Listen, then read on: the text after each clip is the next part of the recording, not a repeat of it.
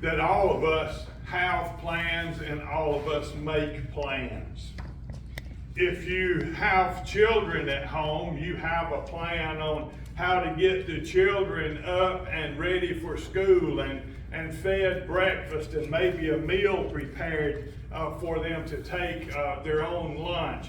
And so one parent's doing some, and the other parent's doing some of the other, and then one or both parents go to work. So that's our morning plan. Then in the afternoon, when the children are home from school and the parent or parents come in from work, we have an afternoon or evening plan, don't we? We help children with their homework. We do the various outside activities that they may be involved in. We have a meal together. I hope through your plans that you plan prayer time. Today we're going to see a story where people had plans and these plans were interrupted. But we will see that God uses the interruptions in our lives to bring blessings to us. Mark 5, starting with verse 21. Now when Jesus had crossed over again by boat to the other side, a great multitude gathered to him, and he was by the sea. Okay, so here Jesus, probably in Simon Peter's boat, has come and landed there, and a great crowd is meeting them. We do not know the size of the crowd, but since this is likely in the first year or so of Jesus' ministry, it could have been a very large crowd. So here this large crowd has come to Jesus as they saw the boat approaching shore and Jesus and his disciples coming off of the boat. Verse 22. And behold, one of the rulers of the synagogue, called Jairus by name, and when he saw him, he fell at his feet and begged him earnestly, saying, My little daughter lies at the point of death. Come and lay your hands on her, that she may be healed, and she will live. Okay, so now we see a man whose job is described as a leader of the synagogue, a ruler of the synagogue, has come to Jesus to ask for healing for his daughter. We will learn very shortly that the daughter was very sick to the point of death. And when I think of this man and him coming to Jesus, what was going through his mind? First, we need to know a little bit about what Jairus' job was. As ruler of the synagogue, he was responsible for those who would speak to the ones gathered at the synagogue. He would be responsible for making sure that those who would read and teach at the synagogue did not read and teach something outside of their belief system. This man was responsible for lining up the study time that they would have at the synagogue. My thinking is, this man had heard Jesus, likely multiple times. This man probably had seen Jesus perform miracles. I wondered if this man was in the synagogue when Jesus healed the man with the withered hand. This man comes to Jesus when he gets off of the boat, and this man hears Jesus is there. This man goes and fights his way through the crowd to ask Jesus, come lay hands on my daughter that she might be saved, that she will live. Verse 24. So Jesus went with him, and a great multitude followed him and thronged him. Now, we know what that means, right? Jesus was walking in a group of people. We don't know how many, but it would be my thinking that everyone in the group wanted to get close enough to say, "Hey, Jesus, it's Mike. Remember me?" Or maybe, "Jesus, do you and your disciples want to join us for a meal today?" Or, "Jesus, please come heal my daughter." Or, "Jesus, please heal me." Jesus was walking and a great crowd was around him. Everyone trying to get Jesus' attention, to get closer to Jesus, and they were basically, everyone that could was touching Jesus. Verse 25. Now a certain woman had a flow of blood for 12 years and had suffered many things from many physicians. She had spent all that she had and was no better, but rather grew worse. When she heard about Jesus, she came behind him in the crowd and touched his garment, for she said, "If only I may touch his clothes, I may be made well." Now, this woman, sick for 12 years, getting worse, out of money, so insurance wasn't real good, right? So here, she hears enough about Jesus that she says, "If I will touch his garment, if I will touch his clothes, I will be healed." So this woman, in her daily plan, had time that she spent with God. She had much faith in God. She knew enough about Jesus to know that Jesus was the Son of God, that Jesus was Emmanuel, God with us. And she wants to touch God because she knows if she can just touch God, she will be well. Let's see what happens. Verse 29, immediately the fountain of her blood was dried up, and she felt it in her body that she was healed of the affliction. Notice when the healing took place. Immediately when she touched him. Immediately. Next verse. And Jesus, immediately knowing in himself that power had gone out of him, turned around in the crowd and said, "Who touched my clothes?" Now remember, Jesus is in the middle of a large crowd. People are touching him. People are pushing him. People are trying to pull him closer to them where they can talk to him. So people all around Jesus are touching him. But this woman touched him in faith. Don't forget that. This woman touched him in faith. The other people were there not in faith. They were probably all there for selfish reasons. This woman was there for a selfish reason also, wasn't she? But she had different motivations. She knew that God was there. And she knew if she could just touch God, she would be made whole. She had that much faith in God. So what's that tell us about the other people's faith or their desires? Her faith was so strong when she touched Jesus, Jesus knew it. Don't miss that point. This woman's faith was so strong when she touched Jesus, Jesus knew she did. And Jesus stopped. Who touched me? I wondered if Peter's eyes didn't roll back in his head. What do you mean? Who touched? Look, what?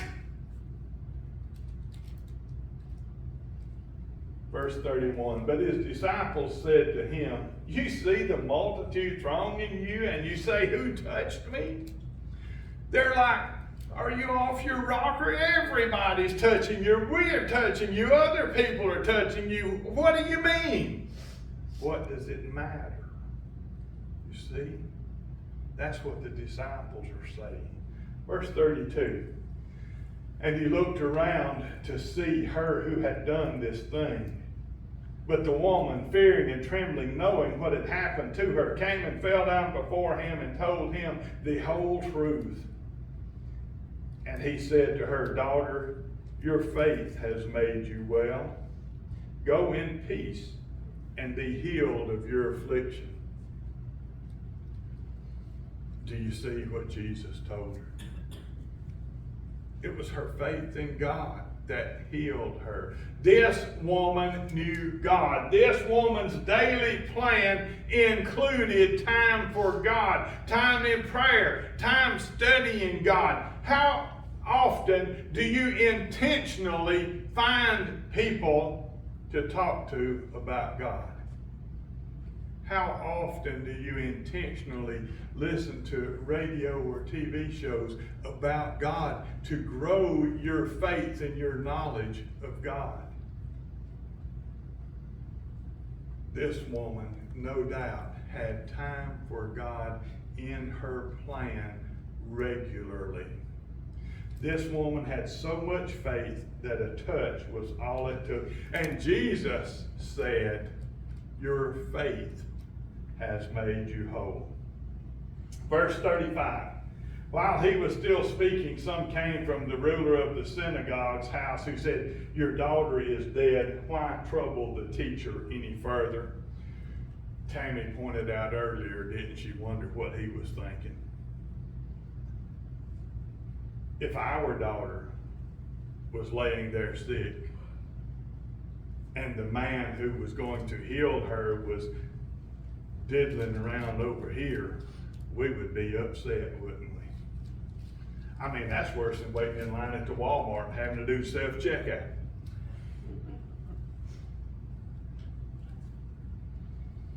Here, Jairus had the man that he was confident could heal his daughter, headed toward his house. I wondered what Jairus' wife thought, because the wife probably looked out the window and thought, what are all those people doing with him? He is not bringing them in my house.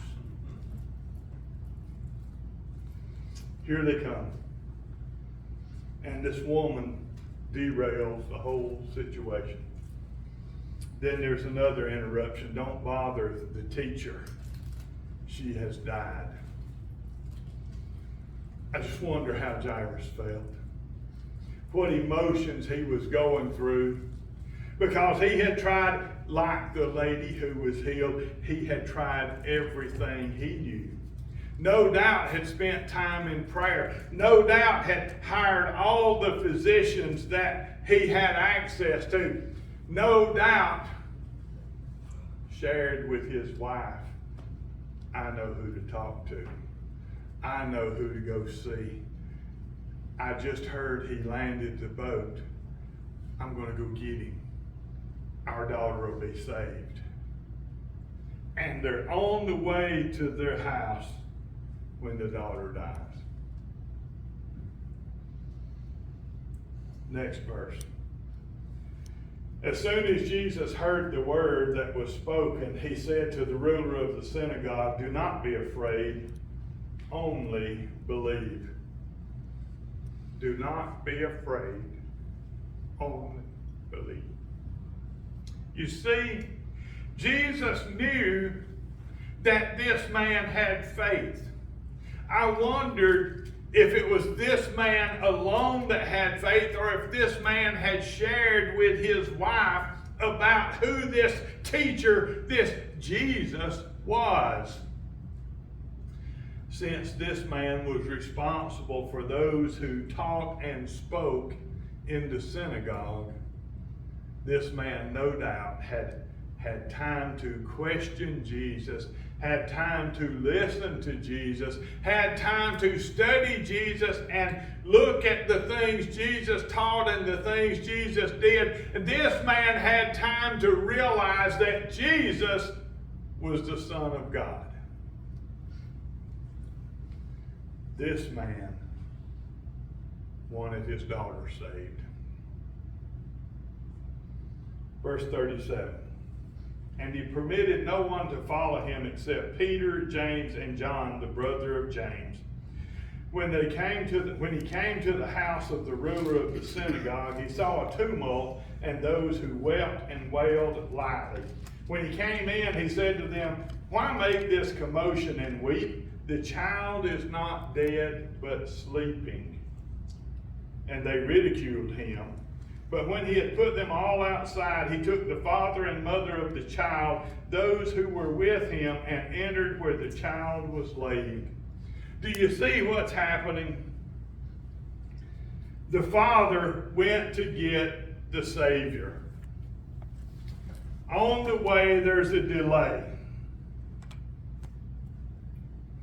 By the time they get started again, the father receives word the child is dead. Do you think people then could not tell when a person was dead? They knew, just like we know. So here, Jesus and the disciples, some of the disciples, arrive on the scene. And I wonder about Mother. You know where Mother was, don't you? You don't have to wonder. You know where Mother was. Mother was likely holding her child when she died. And Jairus comes in, and I don't know if Mother ran to him for comfort or to tell him the news, or if Mother stayed with the child. Obviously the mother ran to them because Jesus took the father and the mother of the child into the room where the child was. We know how those parents felt, don't we? Having just lost their child, with one so close who could have healed her if he'd have just been there. But Jesus says, no, don't give up yet. Let's go into the child. Then he took the child by the hand and said to her, Talitha cumi, which is translated, little girl, I say to you, arise. Immediately the girl arose and walked, for she was 12 years of age, and they were overcome with great amazement. Do you see what happened? This mother and father, who no doubt were ripped apart by this tragedy, still listened to the voice of God. They followed God into the room. He took the daughter's hand and spoke, and she rose, was walking around the room for mother and father to see. Now, I don't know how much Mother knew about Jesus. Some men come home from work and tell their wife about everything that happens at work. My wife always heard from her children, but she didn't hear much from her husband. So I don't know if this man had shared with his wife who this Jesus was. I don't know if he had shared with her what he believed about Jesus, what he knew about Jesus when he went to get this Jesus. But this Jesus just came and raised their child from the dead. Next verse. But he commanded them strictly that no one should know it, and said that they should give her something she should be given her, I'll get this right in a minute, and that something should be given her to eat. Jesus just saved a 12-year-old girl's life. Just restored her life, I should say. The parents just saw the miracle. It doesn't matter what the wife believed before Jesus came in the room, does it? Because she knew then that only God had power over death. And that mother really did want to do what Jesus said. She wanted to feed and take care of her daughter. But then Jesus tells him not to tell anybody. Now, how many people do you think that were at the house mourning? I don't know. Family, close friends. Let's just guess 40. How many of those people do you think knew that daughter was dead? My guess is 40. How many were there knew that daughter was dead? They could tell by the reaction of those in the house. They could tell that by the reaction of mother. And here comes father walking down the street with some teacher that most people don't like. But this teacher raised their child from the dead. Now, I don't know what Jairus knew or believed beforehand, but I got a pretty good idea of what he believed right then. He and his wife had seen God save one of his children.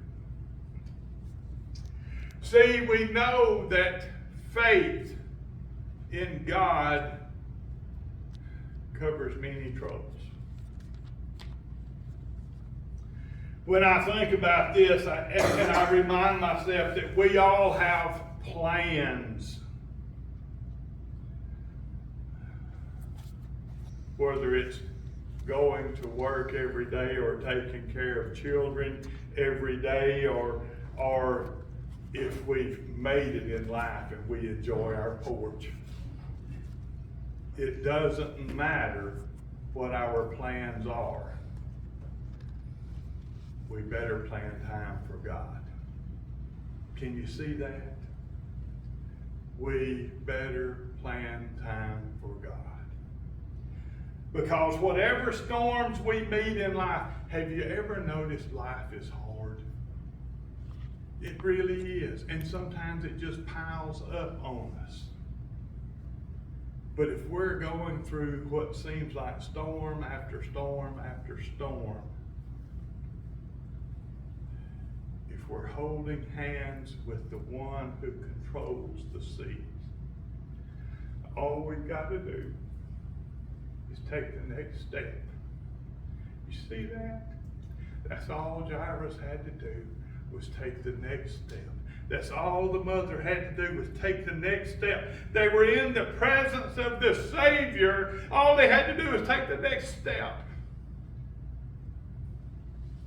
And all the sorrow that they were feeling was turned into joy, because their faith in God brought God into their calamity. When God comes into our calamity and we lay hold of Him,